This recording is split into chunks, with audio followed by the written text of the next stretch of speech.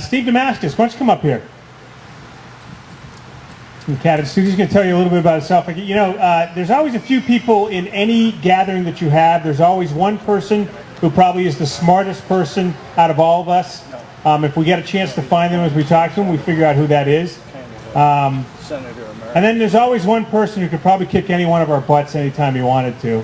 But we usually don't know it because they're too humble to admit it. This gentleman I'd like to introduce you to, Steve DeMascus, is going to talk really quick about an organization he started, and he wants to make sure that we find out about it and help support it. Steve, here you go. Hi, again, my name is Steve DeMascus. I have martial arts schools throughout the entire state in the Northeast. I've been studying martial arts for almost 40 years now. As part of the things that I've done in my life, I've been working with gangs for about 15 years of being able to recruit kids out of gangs and go to schools and prevent kids from going into gangs. I've worked in some of the toughest cities in this country trying to prevent gang violence, where gangs are, which is not what I'm going to talk about today, but they're in 50 states. We have about 35,000 organized gangs in this country, and they occupy 50 states in this country right now. About 9 years ago, I was headed into New York City to meet with the assistant director for the country for the FBI. His name was Barry Morn. He was the #3 agent in the world. Barry had been friends with me for about 10 years at that point. I was living in Connecticut with my wife and children who are here, and I was opening martial arts schools in Long Island, New York. That particular day, I was totally overwhelmed, and about 15 minutes before I hit New York City, I called Barry. And in the 12 or 13 years that I had been working with this man, because he's a very important man to all of us, okay, I have never canceled lunch on him because he was now the assistant director for the country. I called Barry and said, I can't be there. I turned around and went back. 15 minutes later, those jets hit the buildings, hit the Twin Towers. I saw that, and Barry, it's interesting how life affects us. I would have been with that man at that time. The stories you don't hear are things like Barry Morn, who was the assistant director for our country, that when they evacuated the federal building was with Rudy Giuliani himself and several other federal agents, and they were running around literally looking for cover like everybody else. They went into a building of which I would have been with them, and they lost total electricity and it was totally dark. And Barry said, I got a bad feeling here. I feel like I got to leave. We got to get out of this building. Giuliani did not want to leave. I know that for a fact because Barry told me, and neither did any of the other people. Barry said, we're going. If you don't want to go, I'm going. They found their way out of that building because a fireman had a flashlight and they were able to see their way out. 5 minutes after Barry left that building with Giuliani and the rest of the agents, that building was demolished and everybody that stayed died. I could have been one of those people. You know, I was in Long Island and my wife was in Connecticut and children. We couldn't make communication and they didn't know whether I was alive or dead because she knew I was on my way in to see Barry Morn. My focus switched about 5 years ago from gang violence to terrorism. I've been going to conferences. I have a very high security clearance in this country to be able to go to these conferences and FBI meetings and the Department of Defense and a lot of other things that I get to go to find out what's really going on. I started an organization that's going to launch in 9/11. It's called CAT, C-A-T, Citizens Against Terrorism.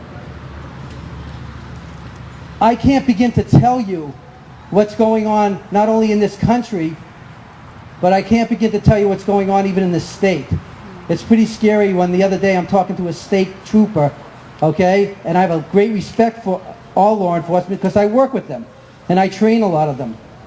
But I'm talking to a state trooper less than 7 days ago, and she saw the cat thing, and she says, "Oh, what are you doing?" I explained it to her. She goes, "Well, we don't have to worry about that in this state." Well, let me tell you what happened last week at the Manchester Mall.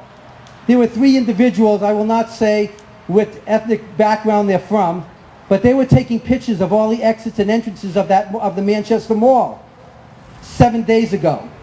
Several people walked by them and didn't say a word. They just looked at them and kept walking. And finally the security people at that place, at the Manchester Mall, went up to them and said, "What are you doing?" They said, "Well, we're taking pictures of my wives." At the entrances and exits of the mall, The wives were nowhere to be seen. Thank God he did that, because they called the Manchester police. They were arrested. Their cameras were taken. I don't know what happened from that point.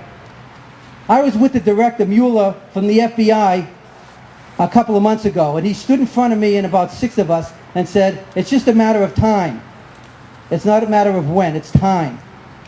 This site, this cat, is going to launch on 9/11. There's thousands and thousands of dollars behind this program. It's going to educate people on what terrorism is and how we can be the eyes and ears for this country, because we can no longer walk around, okay, and not know what is going to happen in this state, never mind this country. The TSA, the people that protect us at the airports, and I'm not bad-mouthing them. I'm simply telling you how they're trained. I know this. They have 2 weeks of training. They're given a badge, and then they're put into the airports. 2 weeks. Last time I was at the airport, I saw a person take their handbag, a big suitcase, drop it up by where security was, leave the suitcase there, and walk away. No one came back for that suitcase. And no one said anything. Of course I did. I went to the TSA, I went to the police and told them that suitcase had been left there by itself. The shoe bomber. I saw the films of the shoe bomber. The shoe bomber was the one that had the C4 in his shoes. I saw those films. It was undetectable going through the machines because it's liquid. What you didn't know is that that man lit that match 4 times before somebody said something. All those people would have died. The only reason that they didn't die was because the terrorists did not take into consideration the wick, the perspiration from that man's foot wet the wick. And it took 4 or 5 times before, it never lit. Had it lit the first time and had that wick not been wet, those people would be dead today. But the point was, the guy lit the match 4 times. And this is after 9/11. I'm not blaming anybody and I'm not pointing the finger. You know what? I'm tired. I'm worried about my kids. I got 3 boys. 2 of them are in college at UNH and Keene State. I got a 12-year-old son.